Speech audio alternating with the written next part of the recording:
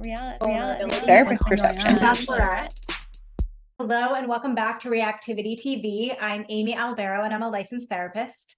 I am Chris. I am not a licensed therapist, but I have opinions about this show. So here I am. And we'll get into that as well as my therapist takes on this episode. It's the B side of our Reactivity TV, and we are talking about Bachelor in Paradise, Season 9, Episode 5 today. But before we get into all of that, please be sure to hit that like button at the bottom of this video and also subscribe to our YouTube channel. I know I say it every week, but it's such a small thing and it actually goes a really, really long way and we really appreciate it. Yeah, and also please hit that bell icon. It alerts you to anytime we post new content to the channel, and so you won't miss anything in the future. Okay, so what were your overall thoughts of this episode?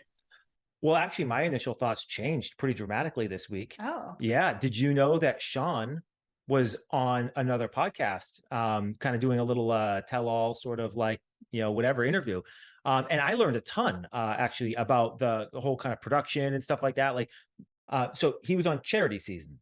So apparently he had got eliminated and he was not even off the plane going home before he got a phone call, and it had a voicemail message from the producers asking if he wanted to be part of Paradise. He went and shot all of Paradise before charity season even aired, which is pretty amazing to me because he still ran into the whole Ken doll thing. So he must have just completely just assumed that was going to be his edit. Did production tell him that was going to be his edit? Because he just played into that. But it's very possible that it might not have been out that way, which would have made no contextual sense. But also just how fast they sort of just, kind of run them all through is pretty interesting. We also found out in this episode, he talks about how he lost his job, which is a little bullshit, right? Because he was told that, if you go to Paradise, you won't have a job remaining for you. So he got a new job and then went to Paradise. So yes, he lost his job, but it wasn't like he actually lost a job. He went to Paradise with another job lined up for when he got back. And that's the job he's doing now. So did your opinion or feelings about Shawn change after listening to that interview? I always kind of liked Shawn. I gotta go back and listen to episode 1 to see if I said any disparaging words about him, but he's just a fun guy. He just seems like an interesting, entertaining guy to have around. But I don't think he played the game particularly well. I think the shot at Jess was just bad timing. Hanging out with Rachel was serving its purpose for the time being. He screwed that up. But no, he seems like a really, really nice guy. He definitely was not on any of this for the right reasons, but we know that most of that's bullshit, right? He came right out and said, I was there to have an experience. And if I happen to find love around the way, meaning charity season, sure, I'm not going to rule it out, but really it was an experience and I wasn't going to turn an experience down. Well, that's the most honest answer. To go on this show to find love is actually insane. It's absurd, completely absurd on its face. And we all just suspend disbelief for half a second to get some entertainment out of it. Yeah. Yeah. I mean, I came away from it really, really liking Shawn, the idea that he really doesn't take himself too seriously. And he seems like, kind of a genuinely nice guy. I've come away a Shawn fan. Yeah, and apparently he and Braden they're buddies. They're cool. No hard feelings. He also, which I don't know how much I believe him or not, he's like, yeah, Cat with a K, she's cool. And that one's a little bit I'm sure you're just saying that to be the nice guy and not ruffle any feathers, because he seemed to insinuate oh, it's all editing. She's really not that crazy. It's that she said a lot of crazy things on camera. Like you were saying last episode, there's you can take a few things out of context here or there, but just the pure volume of stuff that has come out of her mouth and tone, at some point in time, at some point in time, there's only so much you can take out of context. If you have that much material, we got to sit there and question whether or not he's being accurate with his representation, or if he's just sort of finally figuring out how to play the game correctly. But the other thing that he did confirm is Braden totally stuffed the box with respect to Braden and Rachel should make out. That was totally him. Well, lots more to be said about Shawn, about Kat.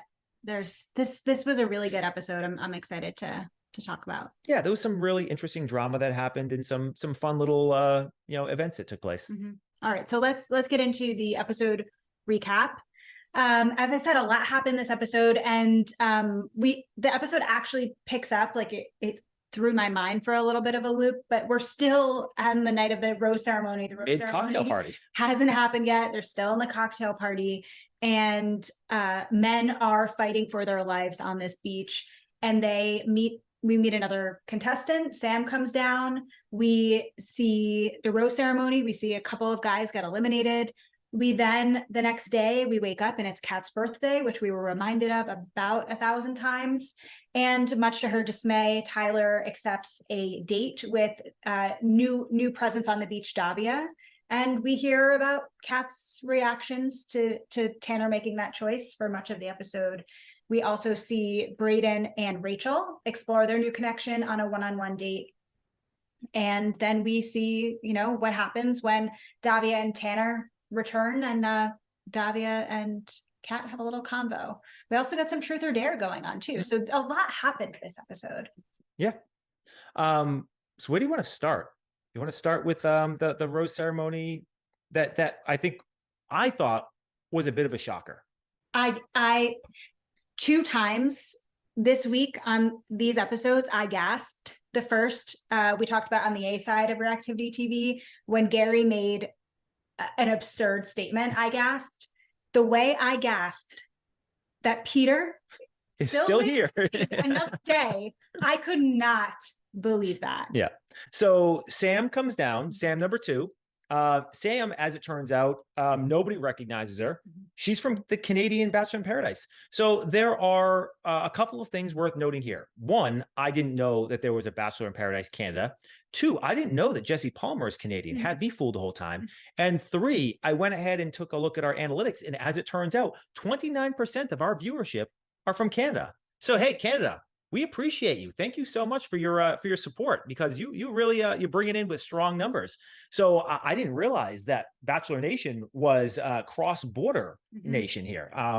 So did you know Sam at all? Have you watched the Bachelor in Paradise Canada? We don't have access to that. We have a certain VPN that is not currently sponsoring us, but by the way, sponsors every other podcast on the planet. That should give you access to that. No? I guess it could. Okay, perhaps I'll even say the name of that VPN if hey, you want to DM me about you do in every other podcast. I'm just saying, I know we're new, but come on.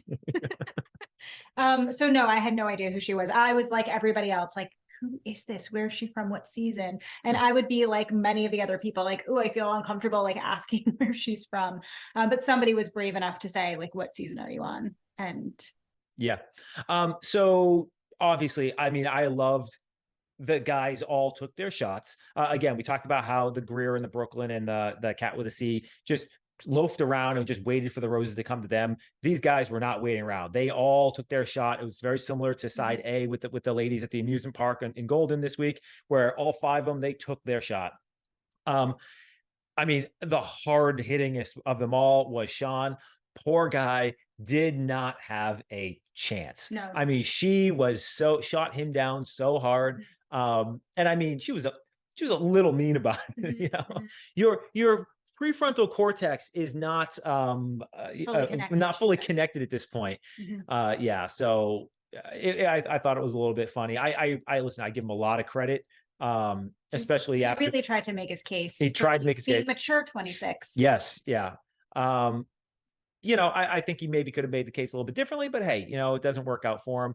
I thought Aaron S took a passive shot, not as strong as the other. And Peter, I same kind of thing. Peter took a shot, but I didn't really think that it was like as impression setting as apparently it was.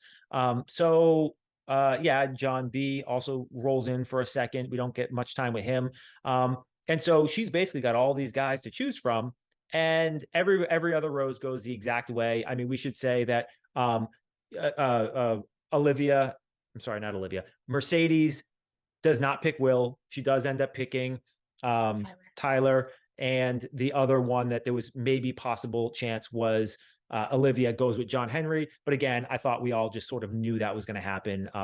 So everything kind of went the way we expected. And then we get to Sam and she goes with Peter. And I thought production was setting us up for Shawn to get the rose, or I just didn't see Peter happening. That being said, I personally think Peter and Sam are probably the best pairing in terms of personalities, because I think they both have somewhat abrasive personalities. And so I'm interested to see how that, that interplay is going to work out. They're not like a match, but I see what you're saying. Like they're both disruptors. Yes. Like they are both there to shit up. Yeah. And that's why I think the show was so good this week. We finally had that, like paradise was paradising. And that's what the show is really about. It is about kind of exploring connections. It is about getting a little bit messy, and none of the other people on the beach were willing to make a mess. And then Sam comes in like a bull in a china shop and she does it. And that's what we've seen Peter do the entire time, as annoying as he is. That's what he's doing too. So they are well matched in that sense. Yeah, well, hang out, because per the previews and what we see later in this episode, the person who might start the biggest mess is maybe the most unsuspecting, and that is Jess.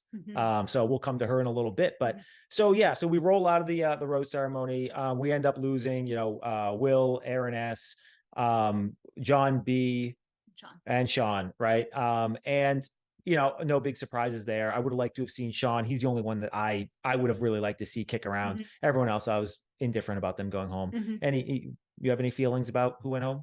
No, none of it surprising. I was bummed to see Shawn. I thought he had like longer legs on this season. Again, I shocked it was Peter, but here we are. I mean, that's why Shawn got an F in grade the game last week. I mean, really. I just want to take a quick pause to tell you that Revive is hiring. In our Miami and Pittsburgh offices, we have full and part-time W-2 and 1099 clinician positions available, and this includes both postgraduate and associate level licenses, in addition to fully licensed clinicians. In our Connecticut offices, we have full-time, fully licensed W-2 clinician positions available, including clinical supervisor opportunities. If you are interested in working for a company that values community, work-life balance, and your personal and professional growth, then we want to meet you. Find a link to our website in our bio. All right, so then we roll into the next morning. It is Kat with a K's birthday. Yeah, we could just say Kat because there's only one now. She's Kat with a K. I do want to say, the thing about Kat is, I mean, I think production at this point is just, they're not even hiding the ball anymore. They must hate her. I mean, they must truly, absolutely 100% despise her, because the edits she's getting are unbelievable. I mean, really just crazy. But it's her birthday. Really? Is it her birthday? It's I had no idea. I wish somebody had told me. So apparently Tanner had ordered her a cake the night before. That's cool. And then the first thing that happens is that she's expecting that she's going to get a date. And she's expecting that she's going to get a big like makeout session. She talks a lot about this, how she just wants to go and make out. And I want to come back to that in a little bit. But the date card comes and it's for Rachel. Now, Rachel, former Bachelorette, she has really been a non-presence outside of last episode with the Shawn, because Shawn started some drama of his own. She's been a non-presence. Her and Braden kind of have a bit of a hookup at the end of last episode. And now here they are, they go on a date. I'm just going to be the one to say it. I've grown tremendously on Braden. I'm quite indifferent on Rachel. I think that maybe they're going to be kind of an interesting pairing together, but I just was not interested in this date at all. Your thoughts? Yeah. Well, first I have a confession to make. I think I'm in love with Braden. Yeah, you can't be in love with two people. You have to choose. Did you not watch the same show I do? Gary previews in the next episode that he's in love with 3 people. There's always people in love with more than one person on this franchise, so why can't I also? Because your name's not Randall Thor. Oh, you haven't gotten that far yet, have you? You just spoiled the book series for me, but that's fine. Trust me, there's a lot more that's a minor plot point. So yes, that's first. It was okay. It was to the level of you won't know this reference, but maybe our audience will.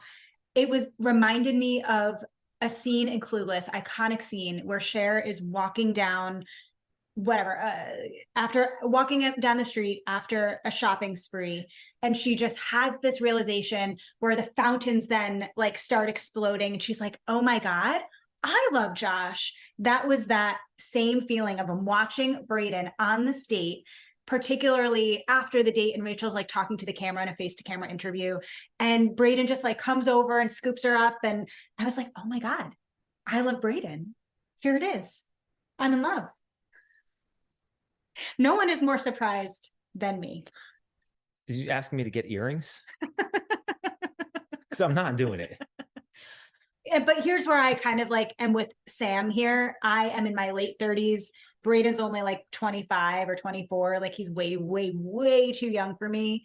I don't think we could hang together, but Braden. Also, I don't see Braden, as much as I've grown to like Braden, I don't really see him as an individual who's really like, I don't think he's got a 401k. I don't think that, he's, got like sort of a when I die document or an estate plan or anything like that. And I feel like you need that in your life. You have enough chaos in your life. You need that stabilizing force. And that's what I bring to this relationship. I bring the, no, this is where the keys go. And it's trash day sort of aspect to the relationship. Well, anyway, I doubt that I'll ever get a chance to shoot my shot with Braden, but just so you know. So he's on your list? I guess so, apparently. Oh. But anyway, so that aside, and my favor for Braden increasing as we go on. They have a date like this every like BIP season. It's never my favorite, but I did actually like this date for Rachel because she is a little bit uptight. And so it was kind of good to see her get messy and get like have fun and like loosen up a little bit. And that's why I think Braden's probably good for her, is that he is like so loose and fun and in the moment. And Rachel needs someone like that, I think, at least now in her life. So that was my only main takeaway. It looked like they had fun together, and that's cool. So I don't want to be on that date ever. Please never take me on. Oh no, that sounds awful. I mean, all the paint everywhere and stuff like that. Yeah, no. When it was in their teeth, I just it was terrible. I was wondering at first because they must have done some weird editing where they did some back and forth time situation. Because her mouth was like filled with paint. I'm like, how the heck did she get paint in her mouth? And then a few seconds later, we saw how she got paint in her mouth. I'm like, I wouldn't have done that if it were me. Like I would have. But yeah, it was a terrible date. Terrible date. Also, I do want to point out that Braden did rap this time around. It was a little bit of a longer rap. It was definitely not up to the expectations that I have of you, Braden, with your freestyling rap. The beginning was a little weak. The middle was pretty solid, but then the ending was a little weak for me too. So Braden, I expect you set a bar, you set a minimum threshold standard. We expect you to meet it every single time. So there you go. Okay, so their date ends, Thank God. They're off having a good time, back on the beach. Still Kat's birthday. Kat is still wanting that makeout. And can we talk about the makeout for a second here? Because I find this interesting, and maybe this is a male thing versus a female thing. I don't know. You tell me. But like, she's talking all about, I just want to make out, and I just want to like it. And it reminds me, it's a throwback to the Kylie thing from like episode 2, I think it was, where I was saying like, Will made out with Olivia because Olivia was open and facilitated a makeout session. You, Kylie, do nothing to say to anybody, hey, I want to make out. Like, you actually let off a completely opposite vibe. And like, Kat's the same way.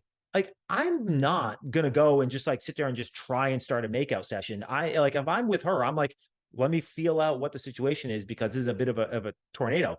Like, normal people, if you just want to make out, like, go make out. You're in your 20s. Like, you have a hot person next to you. You're on a beach. This entire place has a boom boom room. Like, just go make out. Like, what? I don't understand why this was like such a big thing for her, having to have it like facilitated for her. And the only thing I can think of is this just her own insecurity or her own lack of competency with respect to like dating and the relationship aspect of things? I would love to get your thought. Is this just me being like, just do it?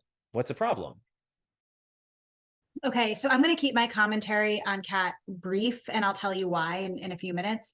But what I will say, not specific to Kat, is I do think that there are certain individuals that do display like a more closed off energy, and those, like you're saying with Olivia, like more open. We see Davia and Tanner later on their date.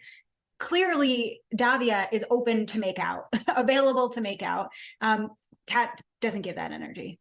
I agree. Yep. It's the same with Kylie as well. And several of the other girls on the beach. Same kind of thing. Yeah. Okay. So I referenced this already. Davia comes down, gorgeous. Did you know she has one blue eye and one green eye? Okay. So there's a couple things I will say here. I'm sure you want to talk about Tanner's fixation with color, so I'll leave that to you.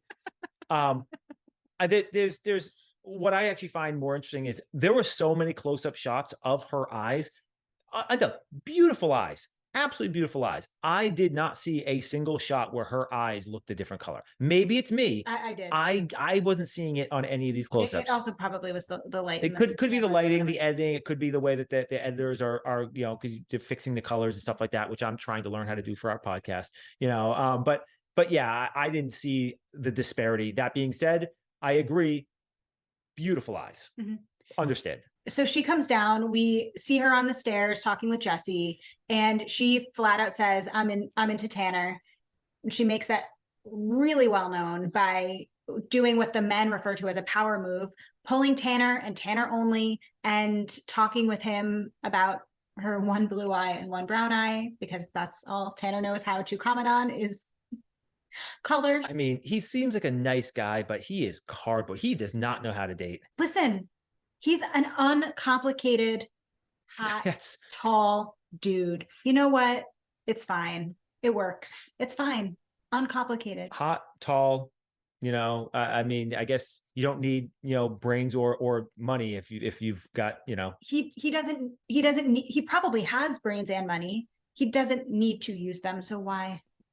Good for you, Tanner. So Davia just comes down, pulls Tanner, and is like, Tanner, let's go on this date. Tanner's like, yes, but let me talk. Immediately, yes. Yeah, but he did say but let me talk to Kat first. So Tanner pulls Kat for a conversation once he says yes to this date. And Kat is pretty unhappy. Yeah. And the conversation appears to be going nowhere. Just kind of circling around as we kind of expect with Kat.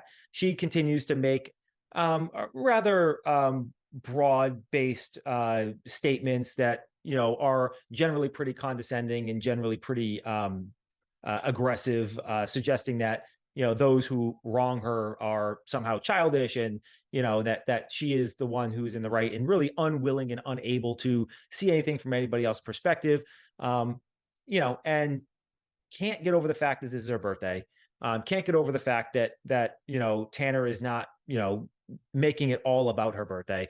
And it ends up coming down to a timing issue where Davia's like, we gotta go. So she comes and actually pulls Tanner from the conversation, which I kind of loved, honestly. Want to talk about a second power move? That's a second power move. Yeah, get it. Not even like a, hey, are we going? Like, hey, it's time to go. Loved it. Yeah. Yep. Yeah. So they go off on their date. We don't see much of their date. I wish that we saw a little bit more, except them making out. I mean, Tanner seems really into Davia. And again, we see this side of Tanner and being affectionate and just more overt with his feelings than we have with and the little clips we're getting, he seems more unguarded and a little looser. Yeah, absolutely. Yeah. So that's really all we get from their date, because where the focus of the episode is really on the beach when it's, hey, it's Kat's birthday. I didn't know that. So what did you think of Kat's reaction to it being her birthday, Tanner being on this date, just how she engaged with everyone on the beach? I thought the way that she was interacting throughout the day was, I mean, there's no way around it. It's just one childish event after another. There's not really a better way to describe it. Right. And interesting that she's referring to some of these men as childish. Meanwhile, she's the one acting like a child. I have two small points to make before I make a more main point. One is when she was talking to, most notably, she was talking to Blake about Tanner being on this date, and she was saying I bet it's going really well. It's going really well. And she was really fixating on what Tanner and Davia were doing. And I don't know if you remember this. I was watching it for the first time while Chris was kind of passively watching it. And so I just kind of commented out loud, girl, you are hurting your own feelings right now. And And what Kat is doing is something that a lot of people do when they might ruminate or get stuck on a thought or a situation that they have no control over that actually isn't productive or helpful in any way.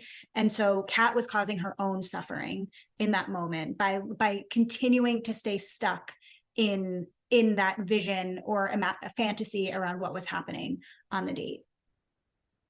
The second thing that I'll want to point out is, people have often said, pay attention to how people that you're with treat people in the service industry. That's really, really telling, whether it's how someone engages with a waiter or waitress at housekeeping. Yeah.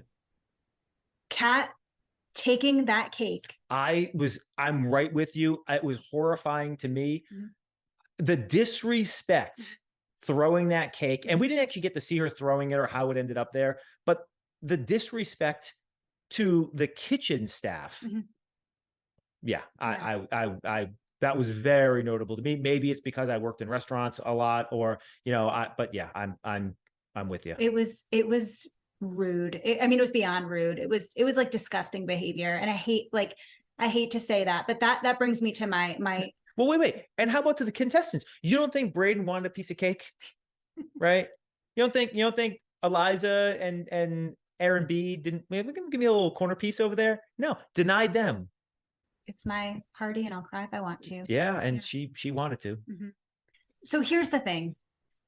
I feel as though I've been really as patient as I can be with Kat. And I've tried to understand her motivations. I've tried to be generous in terms of trying to consider what would bring someone to behave in the way that they do. But the reality is twofold. One, Kat lacks self-awareness in a really, really big way. And more importantly, for me as a therapist, she lacks any even willingness to change her behavior. She doesn't see anything wrong with what she's doing. And as a therapist, I need to know when to say when. And I cannot work harder than a client does. And so I don't want to waste my energy really talking more about Kat and trying to understand where she's coming from, because she's not doing that about herself. And so that's why I am disengaging from talking about Kat. So you're canceling her as a client. I'm firing her as a client. Firing her as a client. Okay. Now, so she qualifies as a toxic personality in your book then? No, I'm not going that far. Okay. I'm not going that far. I'm just saying, you can, but I'm saying, and I wouldn't, of course, if she were a client sitting in front of me, I would not basically say, you don't want to do the work, so I'm out. We would be having a conversation about readiness for therapy. But this for me feels a little bit toxic, because I feel like, again, I'm investing so much energy and effort and trying to help her be more aware or be more reflective, and it doesn't feel like she's there, she's interested. So I'm out. Instead, what I want to talk about is schadenfreude. Oh, this is becoming one of your favorite. I remember when you learned this word, and it has hit your vocabulary hard the last few years. It hits my vocabulary extra hard in this Bachelor in Paradise season, particularly because the amount of pleasure I get from Kat's pain is high. And so I wanted to have a little discussion with you about schadenfreude. Try to understand if you're enjoying any of this karma that's coming for Kat right now. Please tell me that you derived some enjoyment from Kat being her birthday and someone else two other people getting a date, and that the person that she's interested in up and left her on her birthday. Did you not experience any pleasure there? Okay. It's a great question. I think as a younger individual, the answer would have been yes. I would have derived more pleasure from schadenfreudian events. As now that I'm 40, honestly, you had said it, I think 3 episodes ago, I'm busy watering my own damn grass. I just don't give a fuck about other people's grass. If it doesn't affect me, it doesn't affect a loved one. and it really is self-contained to a person and their own behavior in their own house, then I really just sure, I like when karma hits you in the face, but do I derive like real pleasure from it? No. But I do like when people get what's coming to them, but I'm not out there really wishing for it. I save, what I'd say is I save that for and I save my energy wishing for things on bigger issues that go beyond an individual, right? If there is an individual that I think is, say, a bit of a grifter personality, and they get their comeuppance, that's great, because that's a whole community that's getting benefited from them getting taken down in whatever fashion that is, right? That is, I think, the degree with which I derive pleasure when somebody has a schadenfreudian event, as opposed to Cat's only hurting Cat, so what do I care, Well, you're more evolved than me, because I am. I'm much older than you. Robbing the cradle. Because when they showed the previews for next week, and all it was Cat playing with her. No. It was this. It was. Oh, don't ruin my hair. We should go out tonight. I was up and clapping. Thank you, production. Thank you. You don't like her either. Yes. And so I was trying to be reflective about why I am loving this edit that she's getting, and why that, like, again, as you said at the top, like, they must really not like her. And so I just imagine them with all this power, like just plotting against Cat. And it is making me so happy to think about.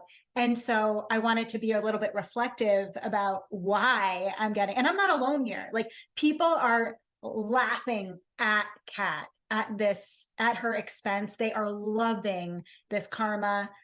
Sorry that you're not fun, but maybe sorry for me. So I've been trying to be reflective about why I'm experiencing this schadenfreude. And so I was doing a little research about what causes schadenfreude. And there are 3 circumstances that really bring up schadenfreude for individuals. First is aggression-based schadenfreude. And that's when, like, the joy of someone else's suffering is really about, like, how that person's failure represents an improvement or validation in yourself or whoever the observer is. So that's one. The second is a little bit of a rivalry-based schadenfreude. And that is when, someone does something that allows you to maybe stand out in a way. And then there's what I feel I'm experiencing, which is justice-based schadenfreude, where someone is deriving pleasure out of seeing who they have viewed as a bad person kind of get what's coming to them, that fairness is being exacted on here. And that for me is what I feel so satisfied in, is Cat. I literally wrote, Cat is garbage. And I feel like she's getting what she deserves. Yeah, those are some aggressive takes on Cat. I'm not going to say that I disagree or think that you're wrong or maybe overstating things a little bit. But that being said, yeah, I mean, here's the conundrum I have with Cat. Okay. And I think this speaks to where I am with respect to her personality. If I am on the beach and I have a date card and I don't know any of these people and they're just literally just a lineup, I actually think Cat is the most attractive for what I would be looking for. She would be the one that I would immediately gravitate to. I hands down wouldn't even be close. And then the second she opens her mouth, she literally goes from 1 to dead last across the board. That is how toxic, in my view, her personality is. I really hope that Cat is watching her season back and really, really seeing what she looks like, what she sounds like, what she acts like, how she's treating people, and is actually using it for an opportunity for good for herself and for growth. If her only response to this is, I'm just getting a bad edit, then I'm really sorry to Kat and to whoever else she's in a relationship in the future. Okay, so the kind of culmination of Kat's birthday is, I believe it was Sam, new Sam, decides that she wants to start a truth or dare game. Right. So I love how like Wells created this truth box for people to just theme. write truths. And then Sam is like, fuck that. We don't need a box. Let's just play truth or dare. And she just wanted to get things right out in the open. Okay, so before we get into the events of the actual episode, give me your real quick feelings on truth or dare as a game.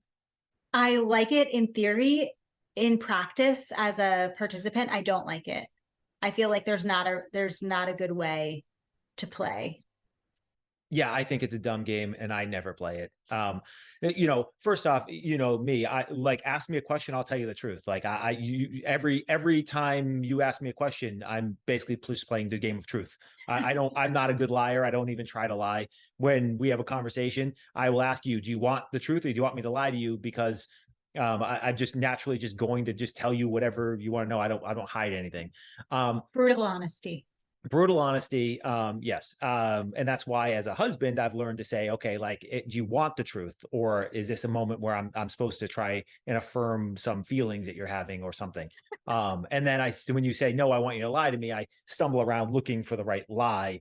But at least we're all I never ask you to lie to me. I say I just want my feelings to be valid. correct. You do not say I want the lie. You say I'm not looking for the brutal truth right now, which is anything other than a yes is a no, right? Like anything yet less anything other than I want the truth is I want you to lie to me, basically. And then just the dare side is just lame because it's, you know, either stuff that I have no interest in doing or stuff that somebody else knows I want to do and they're just giving me ground to do it. But again, like I'm a confident person, I'll just go do that thing. So like I just don't really understand. It just feels like a game for insecure people, to try and get, you know, things moving in a direction that they want them to move in, to give them like permission. to give them permission. Yeah, exactly. It's like spin the bottle type thing. Like these are all just games to give you permission to do things that you already kind of want to do. Like Peter apparently wanted to kiss Kylie. Yeah, apparently. And Kylie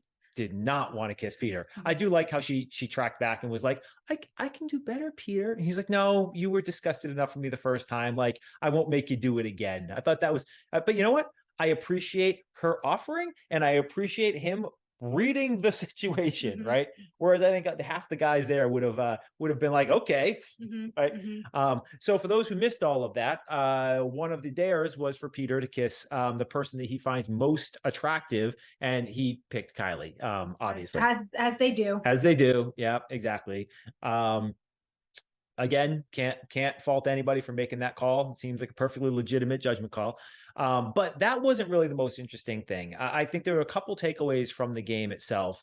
One, John Henry, who has become my favorite guy. I really like John Henry just as a person.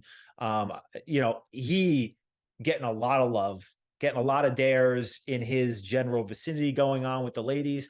And obviously Olivia is now, she's starting to put some like fence posts around her man, starting to, you know, figure she's going to start, you know, building some towers around her land and see if she can defend this, which I think she's doing really well. I think, again, we've talked about it. She's a good dater. She's fun. She's flirty. And so I think she defended the ground well. But even more so than that, we finally get some truth about Blake and Jess. We've talked about it. Blake and Jess are both really nice people, but they are both boring and they are clearly not into each other. And finally, somebody asks Jess, you know, is, you know, Blake your number one? And she hesitates for about 4 days. And then finally she says, well, he's the only one I have a connection with.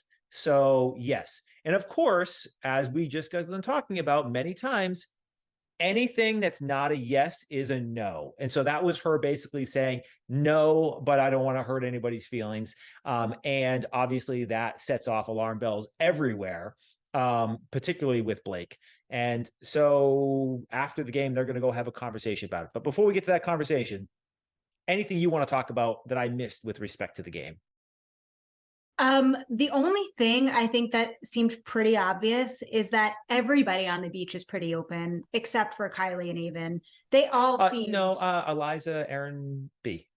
Oh, They sure. seem pretty close right now. I keep forgetting about that. Because they're so boring. I forget they're on the beach half the time too. They're just like unproblematic in their relationship. It's Yeah. just like Started a little rocky with Yeah. him and whatever, good but for them. yeah. They're actually gonna be the couple that makes it. Yeah, I think they'll get engaged. I do. I said that from the beginning. Yeah.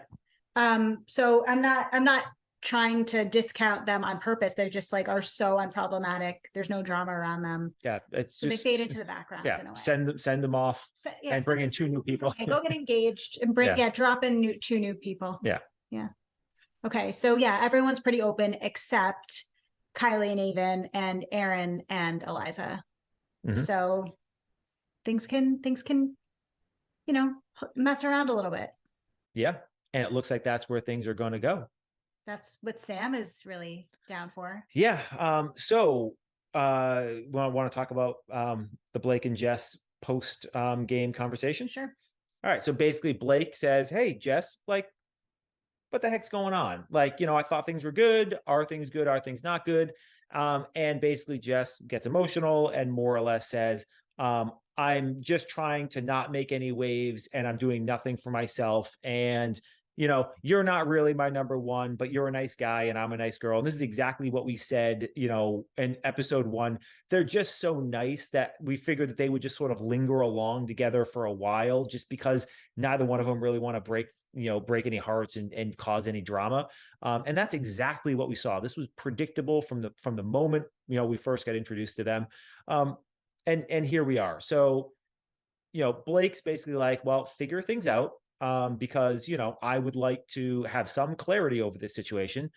I thought the way he framed the conversation and the way he approached the conversation had possibilities of being good, but fell far short of really being the best approach, is how I guess I would phrase it. So I would love to get your insight into what you thought about how he approached the situation. Yeah, he definitely seemed frustrated with the situation, or even like they had the same arrangement, it seemed, as Shawn and Rachel. Yep. In a way, like two people just kind of like with one another until killing time. Yeah, killing time, basically.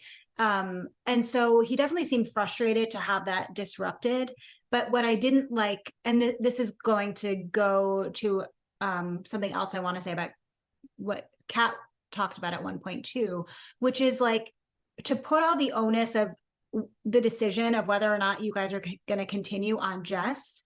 That's like it's not a good move. It's not an empowering move on his own. It's like, okay, no, Blake, you now have this information about Jess, and you can also decide what you want to do with this information. Why do you need Jess to tell you that she's in on a relationship with you? It sounds like you're now having questions about whether or not you want to be in a relationship with her, and that you should go and figure that out, my friend.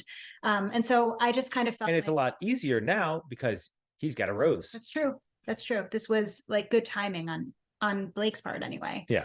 And so it was more of that, like kind of like putting the responsibility and the decision making about the relationship and in Jess's putting that ball in Jess's court. Mm-hmm. Yeah, no, I agree. So I guess we'll see what happens. So we learned that we knew she was interested in Tanner, but we also learned that she's interested in Tyler.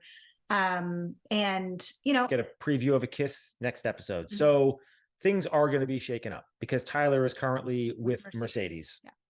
Yeah. Yes. Okay. So then we close, essentially. Tanner sleeping blissfully in bed, reading a book. I tried to see what he was reading. I couldn't. If you clocked what he was reading, please let me know. I was very curious. Davia and Kat have a conversation about what happened, the day before. Kat tells Davia, it was my birthday. Davia, like an actual adult, doesn't seem to care or understand why that actually matters. Mm-hmm. And basically they both talk about how Tanner's really difficult to read. And Davia lets Kat know that Tanner said he's open he's open to exploring things and that they seem to have a good connection. And the thing with Kat was basically trying to put Davia on the spot. If you knew it was my birthday, and if you knew that we had a strong connection, would you have still come in and taken the shot? And Davia, to her credit, was like, yeah, I would have. I came here for a purpose. He was the one I wanted to talk to. I'm coming and taking my shot. And I don't really care if it's your birthday. And she said it in a very appropriate way and just very matter of fact and Yeah, good for her. Good for her. Yeah. Something I was just referencing with Blake, we've heard Kat say he doesn't show any interest in me. He doesn't, make out with me. He doesn't tell me where I stand. He's telling me he needs to go on a date with someone else to get clarity about how he feels about me. Like, why are you waiting for him to decide whether or not he wants to be with you? Those 4 things sound like they're a pretty big turnoff to you. And so you can decide, sounds like it's not a match for you, Kat. All of these complaints that you have indicate you don't actually like him or how he's behaving. And so like you get to call the shots here and be out if you want to be out. So like that's the thing that like frustrates me so much about people in the dating scene, is that they like put so much of the onus on someone else. So I believe that is all of the major events of this episode. So unless you have something else you want to talk about, we can move on to grade the game. Let's do it. I'm so conflicted on this. She gets an A. D-. I would like to start with Shawn. We gave Shawn an F last time. He went home this time, but he did take a valiant shot at Sam. So I'm curious, specific to this episode, right? F for last semester. This is semester 5, Shawn. Listen, I appreciate the big swing. Trying to go hard at this. He prayed to the paradise gods. They rewarded him with, another opportunity. He shot his shot and he shot hard. So effort gets an A. Execution, okay. F. He just could not read the room here. He like really couldn't read the cues. Like she was just immediately out. He wasted his energy and his effort. She was just so not in. So he's falling somewhere in a C, sure. C plus maybe kind of range for you. Yeah, I was going to give him a solid B. And the reason I give him a solid B is because he shot his shot. He tried real hard. I agree. He took one tactic at the very beginning. He tried to change tactics a little bit later, but at some point, I think when it was abundantly clear, he should have just been like, listen, like everybody's on this beach is coupled up. Just save me this week. And I promise an IOU, I will save you, next week if you don't have a couple by next week, because everybody's coupled up and the guys have the roses. Like, yeah, I think I was expecting him to be a little bit more just like over about it. Yeah. And I think he could have done that. Because I mean, let's face facts, she's been there for 10 seconds. Now, I don't know how strategic she is or whether she would have cared or not. But the reality is, if I'm walking into a situation like that, having somebody owe me a favor on night 1, I'm taking that unless I somehow magically form an amazing connection with one of these 4 guys. And do we think she actually formed a connection with Peter? I don't know. I don't think that's what it's about for her. It's true. It's true. But if she's just looking to light some shit on fire, having somebody owe you a rose is a way to stick around to light even more shit on fire, right? All right, so we got the new girls, Sam and Davia. Let's start in Sam. So Sam, what I appreciated about Sam is she knows the power of the rose. And so she came in and was like, I don't give a fuck. The way that she even engaged with Shawn in that situation, she like, you could tell like she knew she had the power and she wasn't trying to like play politics at all. And so I appreciated that, that she was like kind of stirring things up. Like that's to her benefit too, that she's like disrupting like the tranquility of paradise. That's meaningful. She sees these other hot guys that she wants to make out with. This doing the truth or dare thing was a way to make it happen. I'm going to give her an A. Yeah, I was gonna say A-. I'm kind of in the same boat as you. The reason I'm giving her the minus instead of the full-on A is really more because I would have liked to facilitate the IOU with Shawn. But I do think the second best pick was probably Peter. So I'm going with the A-. Yeah. And then Davia, the next new girl. Davia, okay, she comes down. She had her sights set on Tanner, picks Tanner. They go on a date. She seemed like fun, flirtatious, engaged. She stood up to Kat. She didn't walk on eggshells around Kat like literally everybody else. A for her too. Yeah, I was starting at like a C, and then as the episode progressed, I kept giving her like half marks up. And again, by the end of it, I landed on an A-. I thought the way she navigated Kat at the end, I thought coming in and shooting a shot at the guy that all the girls are saying is one of the hottest guys on the beach, and basically taking Kat on, right at the front. Again, I don't know how much they know about each other, but my assumption is that the people within the franchise kind of know of each other. On the same season. Oh, they were on the same season. Oh, okay. Yeah. So I thought that might have been a bad play, and maybe there would have been an easier path. But the confidence, and I said this last week with John B. You go in there and you pull somebody who's in a solid relationship. You better have the game to back it up. And John B just did not have the game. And that's why ultimately he went home in a matter of hours. Davia had the game. And so for that, I mean, I just kept increasing her score throughout the entire episode. Right. And not only did she have the game, but she was polite about it. She was assertive, she was aggressive, but she was also like, again, high character the whole way through. So like, yeah, she was awesome. Good for you, Davia. Happy to have you here. Let's go John Henry. Oh, interesting. Okay. I didn't really think about him as a potential grade the game. John Henry, let's see. He gets a lot of attention. Him and Olivia seem like they had a really good date. I thought it was really fun and interesting. Him in that freaking mask. I mean, I love it. His mask just keeps popping up everywhere. And I don't know if you noticed or not, but Olivia actually made out with the mask, which is, I mean, John Henry was in the mask at the time. It was still a little weird. I think he's doing this right. I'm giving him an A right now.